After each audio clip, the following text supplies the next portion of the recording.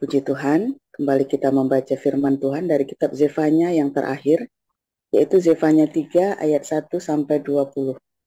Demikian firman Tuhan. Celakalah si pemberontak dan si cemar, hai kota yang penuh penindasan. Ia tidak mau mendengarkan teguran siapapun dan tidak mempedulikan kecaman. Kepada Tuhan, ia tidak percaya, dan kepada Allahnya, ia tidak menghadap. Para pemukanya di tengah-tengahnya adalah singa yang mengaum. Para hakimnya adalah serigala pada waktu malam, yang tidak meninggalkan apapun sampai pagi hari. Para nabinya adalah orang-orang ceroboh dan pengkhianat. Para imamnya menajiskan apa yang kudus, memperkosa hukum Taurat. Tetapi Tuhan adil di tengah-tengahnya, tidak berbuat kelaliman. Pagi demi pagi ia memberi hukumnya. Ia, itu, tidak pernah ketinggalan pada waktu fajar. Tetapi orang lalim tidak kenal malu. Aku telah melenyapkan bangsa-bangsa. Menara-menara penjuru mereka telah musnah. Aku telah merusakkan jalan-jalannya, sehingga tidak ada orang yang lewat. Kota-kota mereka telah ditanduskan, sehingga tidak ada orang dan tidak ada penduduk. Aku sangka, tentulah ia sekarang akan takut kepadaku, akan mempedulikan kecaman dan segala yang kutugaskan kepadanya tidak akan lenyap dari penglihatannya. Tetapi sesungguhnya mereka makin giat menjadikan busuk perbuatan mereka. Oleh karena itu, tunggulah aku. Demikianlah firman Tuhan. Pada hari aku bangkit sebagai saksi, sebab keputusanku ialah mengumpulkan bangsa-bangsa dan menghimpunkan kerajaan-kerajaan untuk menumpahkan ke atas mereka geramku, yakni segenap murkaku yang bernyala-nyala. Sebab seluruh bumi akan dimakan habis oleh api cemburuku. Tetapi sesudah itu, aku akan memberikan bibir lain kepada bangsa-bangsa, yakni bibir yang bersih, supaya sekaliannya mereka memanggil nama Tuhan, beribadah kepadanya dengan bahu-membahu. Dari seberang sungai-sungai negeri Ethiopia, orang-orang yang memuja aku, yang terserak-serak, akan membawa persembahannya kepadaku. Pada hari itu, engkau tidak akan mendapat malu karena segala perbuatan durhaka yang kau lakukan terhadap aku. Sebab pada waktu itu, aku akan menyingkirkan daripadamu orang-orangmu yang ria, congkak. Dan kau tidak akan lagi meninggikan dirimu di gunungku yang kudus. Di antaramu akan kubiarkan hidup suatu umat yang rendah hati dan lemah. Dan mereka akan mencari perlindungan pada nama Tuhan, yakni sisa-sisa Israel itu. Mereka tidak akan melakukan kelaliman atau berbicara bohong. Dalam mulut mereka tidak akan terdapat lidah penipu. Ya, mereka akan seperti domba yang makan rumput dan berbaring dengan tidak ada yang mengganggunya. Bersorak-sorailah, hai putri Sion. Bertempik soraklah, hai Israel. Bersukacitalah dan beria-rialah dengan segenap hati, hai putri Yerusalem.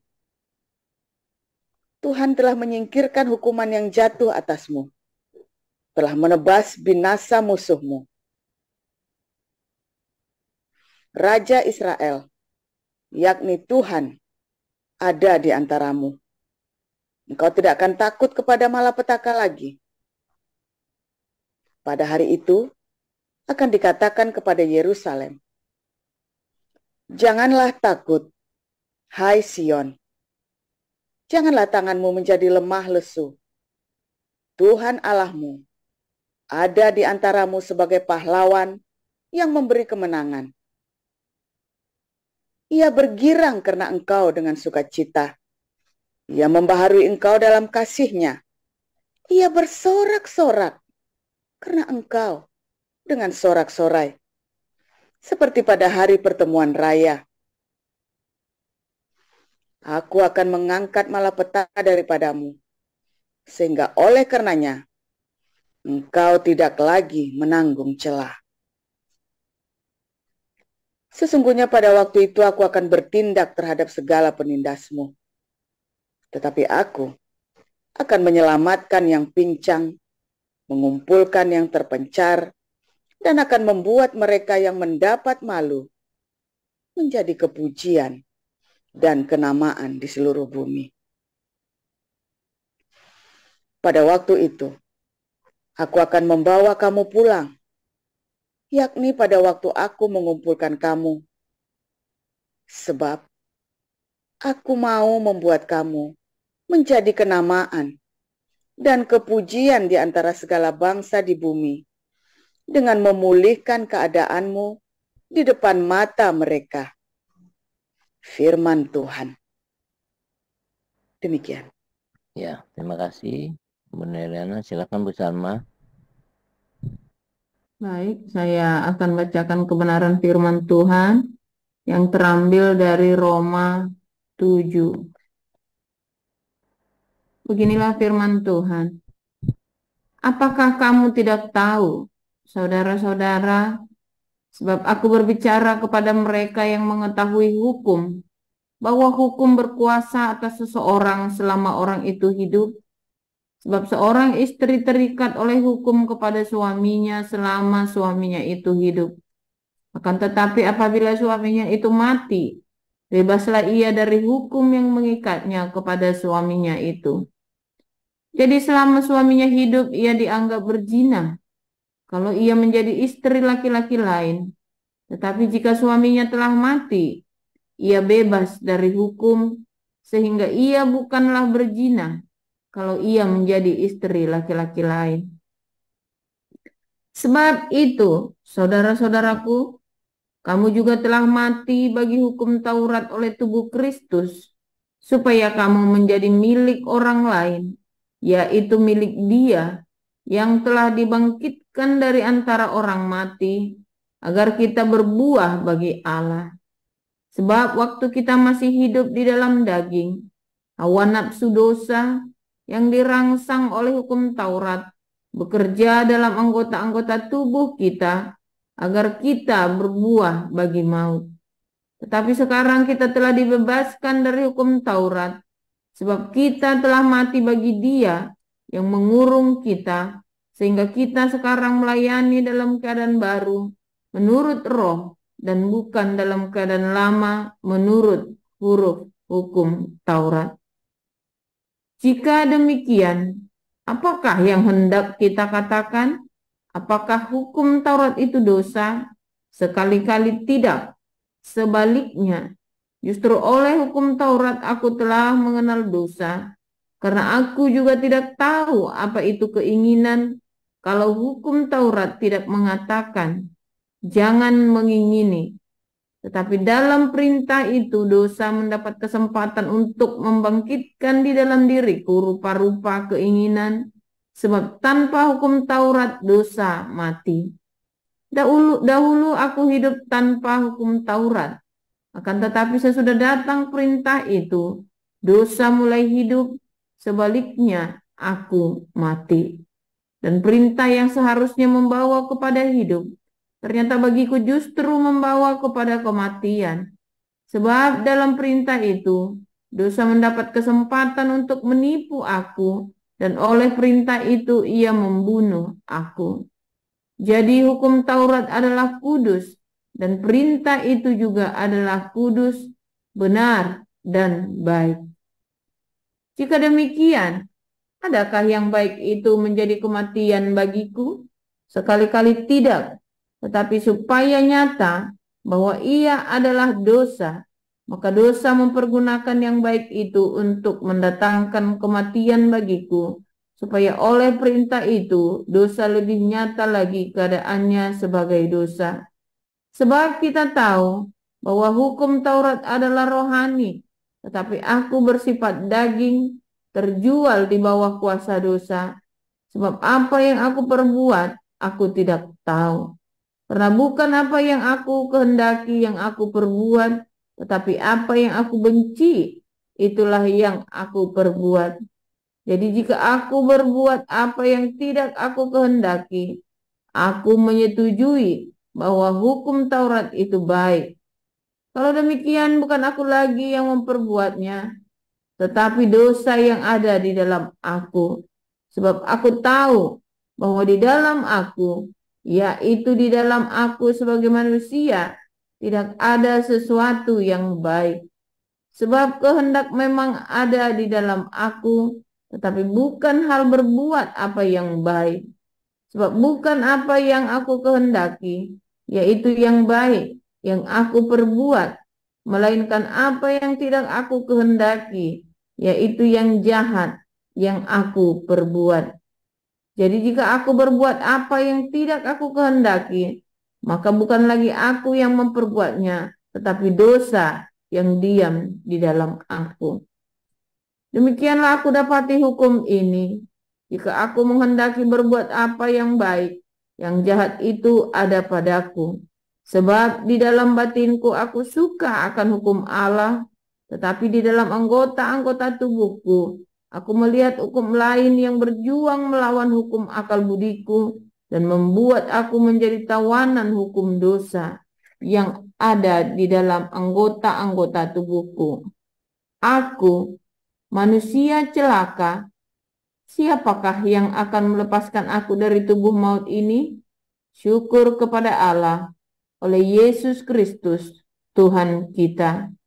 Jadi dengan akal budiku aku melayani hukum Allah, tetapi dengan tubuh insaniku aku melayani hukum dosa. Demikian firman Tuhan. Terima kasih untuk pembacaan firman Tuhan oleh Ibu Neriana Bu Sarma. Kita akan mendengarkan renungan hari ini dengan judul Demi Hamas Indonesia Memperkosa Kebenaran. Silakan Pastor Paul. Shalom, haleluya, luar biasa. Firman Tuhan selalu baru setiap hari. Saudara, hari-hari ini kita melihat ya bagaimana framing dari pemerintah Indonesia kepada rakyatnya dan media ya melakukan framing jahat, saudara ya, dan bahkan memutarbalikkan banyak sekali fakta dan itu dibiarkan oleh pemerintah, saudara ya. Nah, sebetulnya sifat seperti ini ada mendarah daging dalam setiap orang-orang berdosa, saudara ya. Mengapa? Karena ketika orang berdosa menghadapi kebenaran, ketika ada kebenaran muncul dari suatu hal, ya dari suatu peristiwa, maka orang-orang berdosa responnya cuma dua, saudara. Dia melihat, ya, dan dia bertobat, lalu dia melihat, lalu melawan. Bahkan dengan diam saja, pura-pura tidak tahu, itu adalah sebuah perlawanan, saudara. Pura-pura tidak tahu, ya, saudara ya. Ada kebenaran, ya, terus ada hal yang salah melawan kebenaran itu. Pura-pura nggak tahu, saudara. Nah, makanya kalau di dalam hukum, ya, kalau Anda melihat peristiwa kriminal dan Anda diam saja, Anda terlibat di dalam peristiwa itu, saudara. Jadi Anda harus melaporkan kalau ada peristiwa kriminal itu. Sebetulnya begitu, saudara, di seluruh dunia. Ketika terjadi peristiwa kriminal dan Anda diam saja, ya, Anda sedang terlibat di dalam peristiwa tersebut. Anda sedang membenarkan atau turut serta. Sehingga biasanya kalau di Eropa atau di Amerika dan harusnya di Indonesia kalau terjadi pembunuhan misalnya, maka Anda harus lapor diri, saudara. Harus segera lapor. Atau ada kecelakaan, Anda jadi saksi, Anda harus lapor. Sebab kalau Anda nggak jadi, Anda melihat, ketahuan Anda melihat tapi Anda tidak lapor, Anda akan dituduh terlibat Itu hukumnya seperti itu ya. Jadi hanya ada dua, ketika Anda melihat ada hal yang tidak benar, ya. Satu, Anda bertobat, atau ya Anda turut serta, berarti turut serta di dalam kejahatan tersebut, saudara. Nah, yang terjadi dengan pemerintah Indonesia adalah turut serta di dalam kejahatan itu, saudara ya. Bagaimana mereka melihat dengan terang benderang, mereka tahu dengan terang benderang, lalu mengadakan pembohongan-pembohongan, saudara ya. Kemarin saya tampilkan video yang bagus, saudara ya, bahwa Israel terbukti menemukan, dan dilihat saya secara runut ya, dari tahun 2008, 2010, 2013, 2023, dilihatkan saudara secara runut ya, bukti bahwa rumah sakit Indonesia di Gaza itu digunakan oleh Hamas ya, dan bahkan Indonesia sengaja membangun rumah sakitnya di atas infrastrukturnya ya Hamas, supaya apa namanya, semennya itu dia bilang ya, materialnya itu dipakai bareng-bareng, saudara ya, dipakai bareng-bareng, waktu bangun di atas juga bangun di bawah juga, saudara ya, sehingga nggak ketahuan. Nah, itu dilihatkan ya, dengan terang benderang, itu kelihatan banget. Lalu Indonesia sok nantang, terang benderang, dan dia mendenial, saudara ya. Dan saya tahu pemerintah tahu, nggak mungkin nggak tahu, saudara. Memang sengaja. Nah, saudara, itulah sebabnya, saudara ya, ketika ada orang ya melakukan hal yang tidak benar, lalu diadakan denial, saksinya itu melakukan penyangkalan, ya saudara ya, maka bagi hukum dia terlibat, saudara. Dia sudah terlibat di dalam kejahatan itu. Ya, saya tidak tahu nanti apa yang dilakukan Israel kepada Indonesia, ya, tetapi Israel amat sangat marah, saudara ya. Israel amat sangat marah, dan saya tidak tahu karena makanya ini ya, saudara ya, sulit sekali mendapatkan visa di Israel itu ya. Kalau Anda orang Indonesia itu sulit, screeningnya itu banyak sekali. Nah, tapi anyway, saudara ya, anyway, ketika orang diberi kebenaran, diberitahu, saudara, dan nanti kalau ketahuan dan nggak bisa mengelak, apa yang terjadi, saudara? Maka dilakukan apa, saudara? Pemakluman, kan saya karena begini, kan saya karena begitu, saya begini, saya begitu. Kalau sudah ketangkap basah dan tidak bisa mengelak, kalau belum ketangkap basah, ya sudah ketangkap basah, tetapi masih bisa mengelak, ya dia akan melakukan denial. Tetapi kalau sudah tidak bisa denial, dia akan melakukan pemakluman. Iya kan saya kan diancam, iya tapi kan saya kan begini, iya tapi kan orang Palestina kasih, iya tapi kan, itu saudara. Nah, itulah yang namanya memperkosa kebenaran, saudara ya. Itulah yang namanya memperkosa kebenaran. Nah, di zaman para nabi, di zaman perjanjian lama, ya, orang-orang Yahudi ini juga mengalami hal yang sama, saudara ya, melakukan hal yang sama. Para pemimpin orang-orang Israel ini ya, ketika mereka melakukan hal yang salah, maka mereka melakukan pembenaran demi kesalahannya mereka, ya. Ketika mereka melakukan kecurangan, maka mereka menutupi kecurangan itu, ya, demi ininya mereka, kepentingannya mereka, saudara. Bahkan para nabi sepakat, ya, ngomong, lalu setahun sekali kan mereka harus bernubuat, saudara ya. Dan namanya sekolah para rabi, dulunya kan sekolah nabi mereka. Maka mereka secara berkala dipanggil sama raja, menghadap raja, memberikan laporan kenabian, saudara. Analisa politik. Itu yang terjadi ya zaman dulu itu ya. Arah kerajaan, arah dari polusi dari pemerintahan. Anda persis kalau Anda lihat Indonesia, nah hampir seperti kerajaan Israel zaman itu. Indonesia ini kan melibatkan agama di dalam policy. Lalu para tokoh-tokoh agama ini kan dia masuk ke Indonesia begitu, saudara ya, masuk ke pemerintah. Wah, dia ngomongin Al-Quran bilang begini, nanti kalau nggak mau, saudara diancam, saudara. Wah, demo nanti bersilit-silit itu tadi ya. Nah, itu sama tuh. Zaman itu di Israel juga begitu. Para nabi ini ditakuti sama umat Israel. Karena kalau ngomong para nabi ini, wah bisa tepat saudara ya. Kalau ngomong itu, nah, konon bisa tepat, walaupun seringkali sebenarnya bukan tepat, karena dia kan tahu ya. Anda ikut kelas profetik, nanti saya kasih tahu rahasianya ya, mengapa banyak nabi palsu dan bisa kecolongan nabi palsu. Ya, kasih tahu nanti, makanya Anda ikutin kelas-kelas kita secara berurutan saudara ya.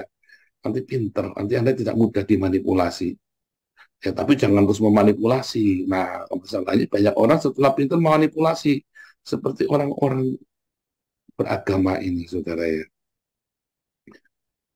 Nah, itu yang terjadi, saudara. Makanya jangan heran ketika orang-orang ini kemudian memanipulasi kebenaran, memperkosa, ya, memperkosa kebenaran, lalu memanipulasi kebenaran demi keuntungan, demi kepentingan pribadi. Dia ayatnya tentang perpuluhan, saudara. Ya, maka dia akan takut-takuti jemaatnya dengan ayat perpuluhan, saudara, diintimidasi. Oh, ini mas sudah sama yang terjadi di dalam gereja karismatik juga sama ya. Belanda ayat perpuluhan, ada bisa ditakut-takuti, belalang pelap, belalang pelompat, belalang pindahan, belalang kupu-kupu, saudara. Ya kan? Tetapi masalahnya, ya, kemudian terjadi penyimpangan, kan dibongkar kan oleh para, ini kan termasuk saya yang bongkar.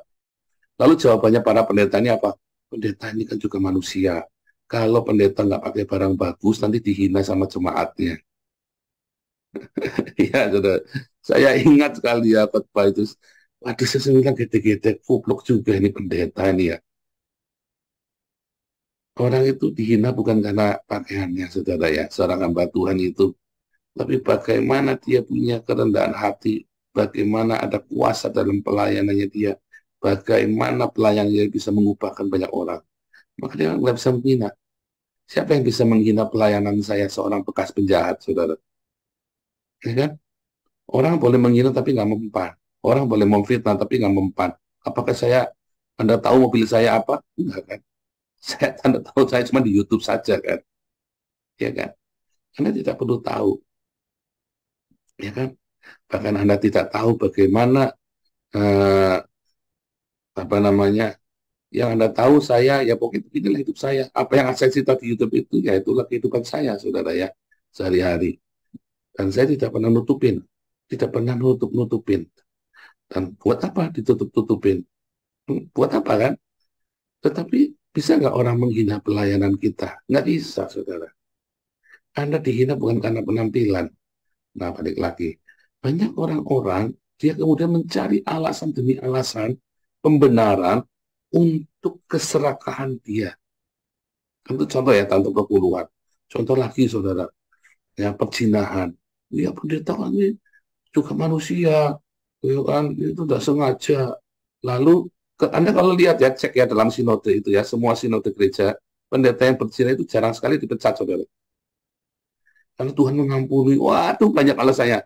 Saudara, saya kasih tahu Anda ya, kalau seorang pengusaha, ya, ceknya blong, ya, itu sudah jelas, saudara, pidana, bisa masuk penjara, saudara ya. Cek, kasih cek kosong ya, itu pidana, saudara. Kalau pendeta, ya, dia berzina, itulah kebangkrutannya dia, saudara. Lalu alasannya banyak. Disitulah gereja kehilangan kuasanya. Makanya gereja-gereja di Indonesia itu kehilangan kuasanya, saudara.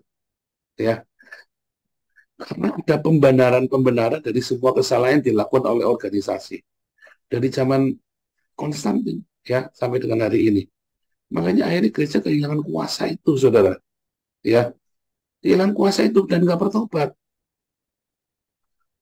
Nah, hal ini kemudian dilakukan oleh, saudara kalau melihat ya, zamannya Kisah Rasul ya, dalam Kisah Rasul 5, Anania Safira, dia mendustai Roh Kudus, dia berani ngomongin Rasul, bisa langsung mati loh, saudara. Betapa besar kuasa jemaat itu ya, betapa besar kuasa kekudusan itu. Orang itu ya, kalau pendeta kesembuhan katanya ya, di Indonesia ini kan kalau ada pendeta kesembuhan kan heboh. Yang datang 1.000, yang sembuh 1, saudara. Ya, saya sering cerita ya, ada pendeta Yahya Silas di Slawi itu ya. Kalau yang datang 200, menjadi doanya 200, ya sembuh semua, saudara. Serius, saudara. Makanya jemaatnya penuh itu ya, itu di kota kecil, di kampung gerejanya, tapi jemaatnya 2.000, yang 1.000 itu orang-orang yang disembuhkan itu ya. Yang 1.000 jemaat yang katanya kagak diacak-acak ya.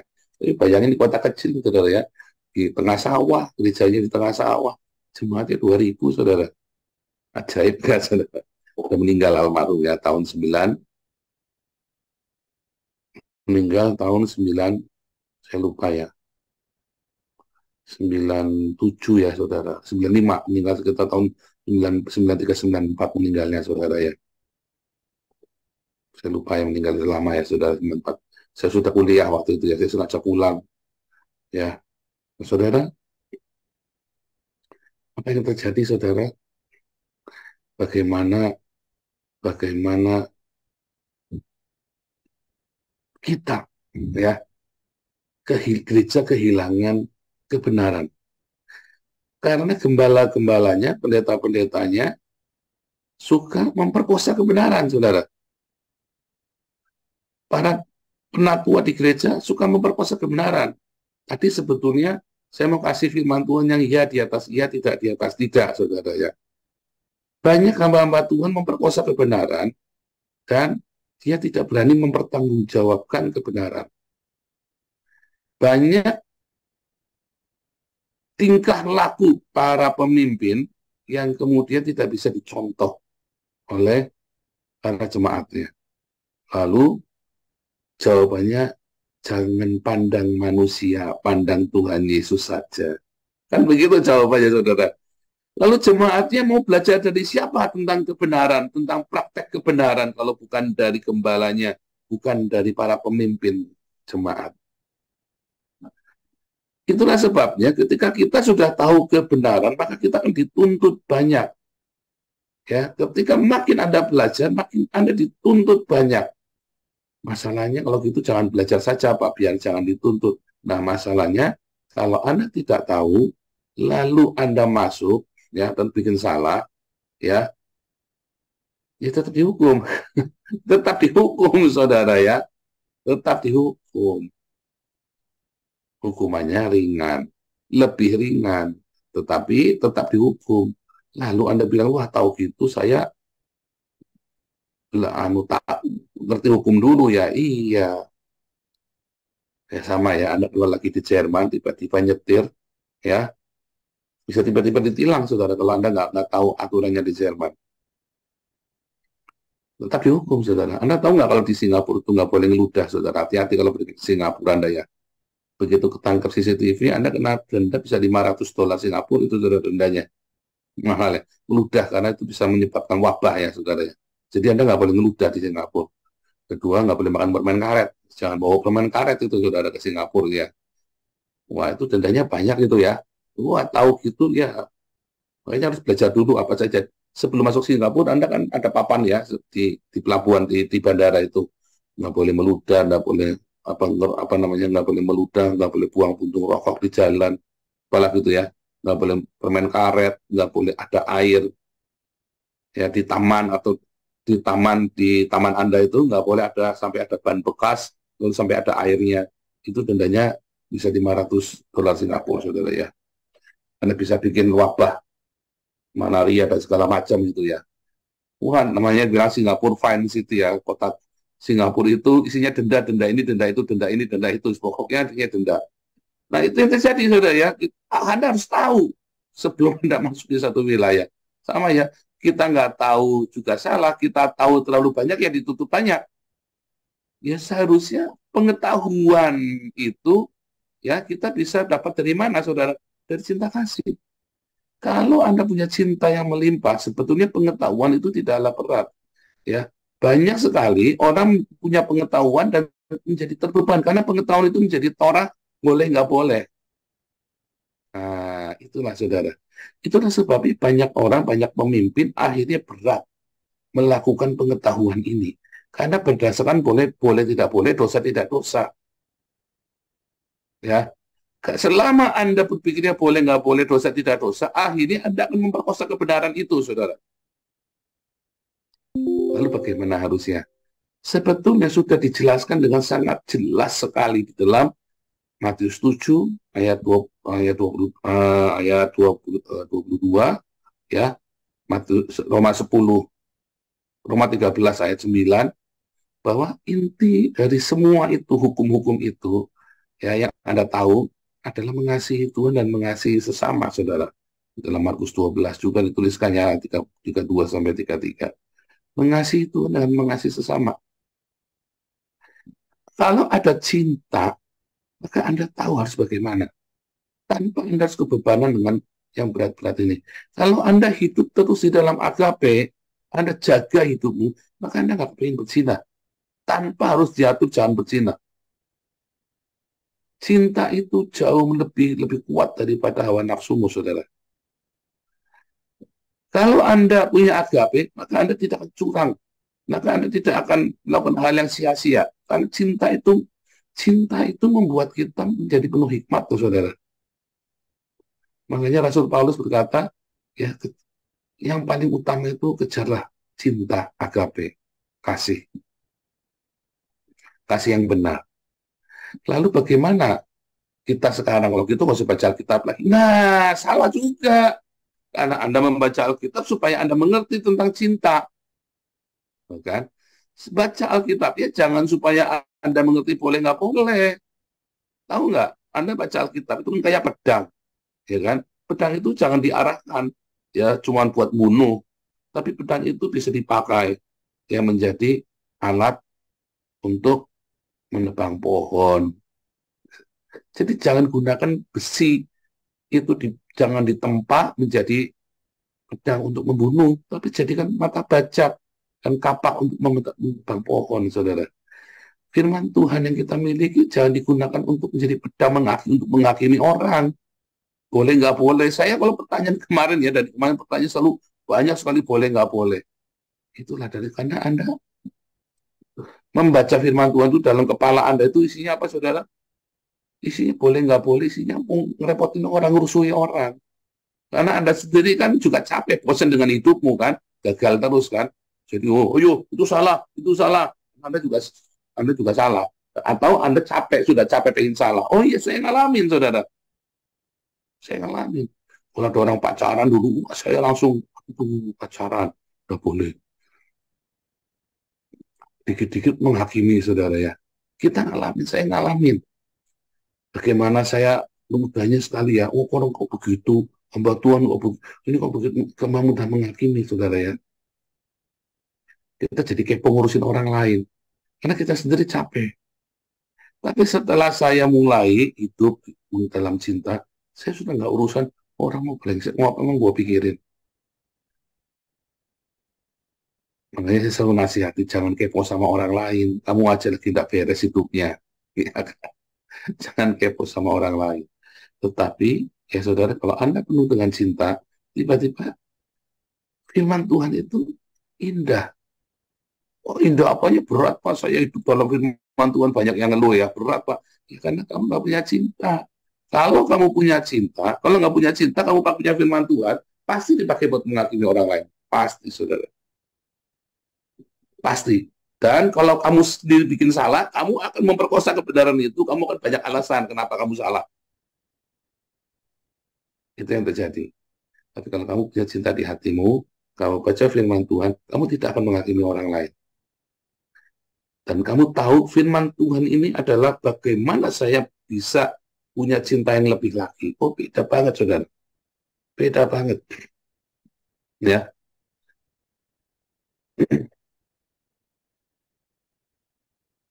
Ya kan? Kalau Anda baca firman, ya, untuk tahu benar salah, maka Anda akan menghakimi orang lain. Kalau Anda baca firman untuk bagaimana saya bisa mengasihi lebih, maka Anda akan lebih punya cinta lagi. Dan ketika Anda membacanya dengan cinta, maka kebenaran itu menjadi mudah bagimu. Ketika kamu membacanya dengan mencari benar salah, maka kebenaran itu akan menjadi beban yang besar dalam hidup. Itu yang terjadi. Ya. Maka dari itu triggernya selalu diakonia, saudara. Triggernya nggak ada lain, karena kebenaran itu sendiri, sadek itu akan beranak sedekah dan pengampunan. Ya kan? Sedekah dan pengampunan, saudara ya. Sadek itu. Karena ada 3 hal yang membuat orang tidak bisa masuk surga.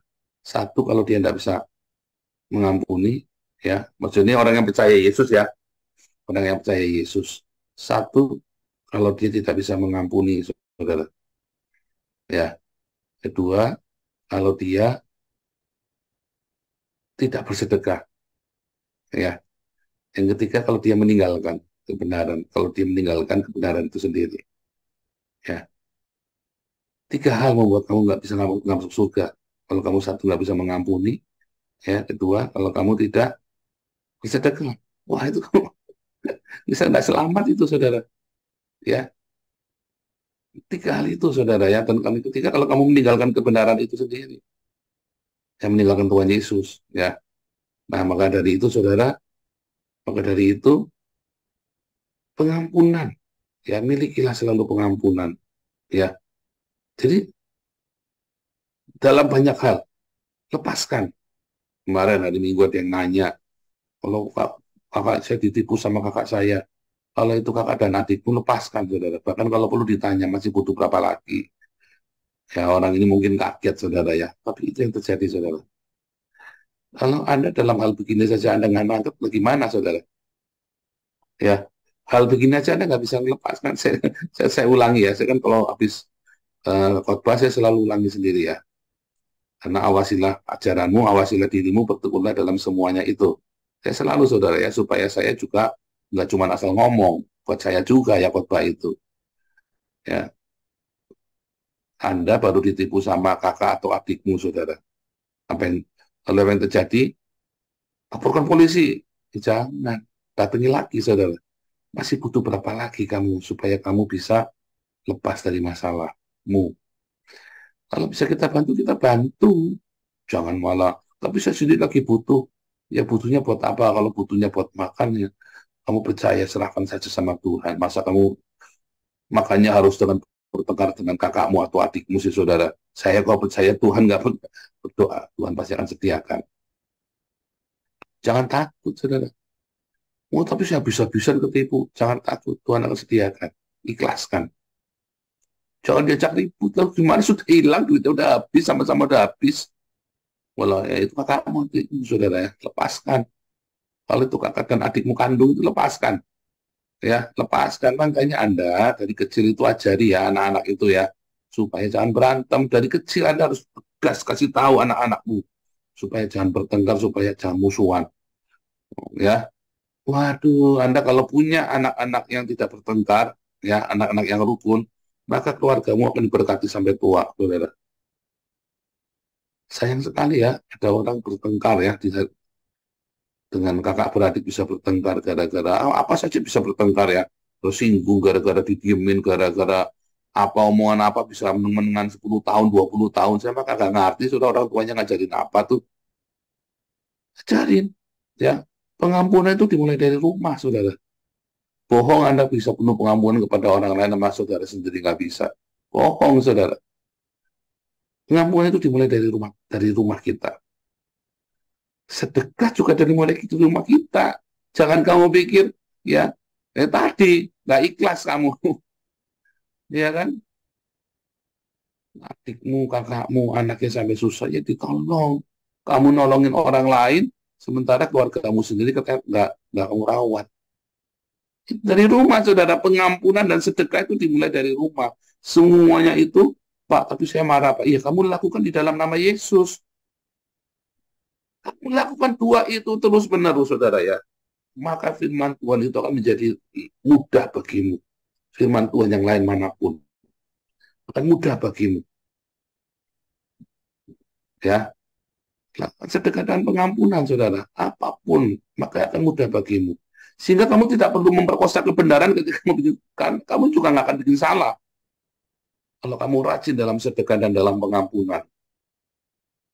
Tapi kalau kamu tidak hidup dalam sedekah dan pengampunan, maka yang ada adalah penghakiman. Bahkan kamu sendiri ketika bikin salah, kamu kan tutup-tutupi kesalahanmu sendiri. Dan biasanya orang yang suka menghakimi ini nanti akan jeblok juga, ya apa yang dia takarkan ke orang lain akan dikatakan ke dia sendiri, lalu dia kepahitan, jengkel dalam komunitas. Ya kan? Jengkel kan dalam komunitas itu dia dihakimi. Oh saya jadi gini. Ya, kamu sendiri yang menghakimi orang lain, ketika kamu bikin salah, ya kamu akan dihakimi. Tetapi kalau kamu hidupnya penuh dengan pengampunan ya dan penuh dengan sedekah, maka ketika kamu ya membaca firman Tuhan, itu bukanlah pedang yang untuk musuhin orang lain, saudara, tapi itu adalah pisau dapur yang buat masak. Ya kan, yang penuh dengan cinta, bukan untuk bunuh orang lain. Firman Tuhan yang kamu pengetahuan yang kamu miliki itu, akhirnya kamu bunuh diri juga sendiri kan, iya kan, nggak tahan karena malu, nggak mau berkelit juga, ya akhirnya Anda terus ya sudahlah, aku nggak usah pelayanan dulu, aku masih berdosa. Nah kan salah lagi kan, banyak orang mutung begitu kan, terus saya nggak usah pelayanan dulu dah. Kenapa saudara? Karena dia sendiri punya menghakimi orang lain, sehingga ketika dia ngalami itu dia kami kasih kan, nggak mau pelayanan dulu karena malu masih berdosa. Mulailah saudara ya, bagaimana kita menyikapi kebenaran satu dengan cinta, ya kita harus cinta, penuh dengan cinta yang melimpah. Bagaimana cinta itu? Ya dengan mengasihi dan mengampuni. Ya dengan bersedekah dan mengampuni setiap hari hidupmu penuh dengan itu. Nanti kamu akan berkemenangan. Nanti kebenaran itu menjadi seperti madu di langit-langit mulutku, katanya Mazmur ya saudara ya. Tuhan Yesus memberkati.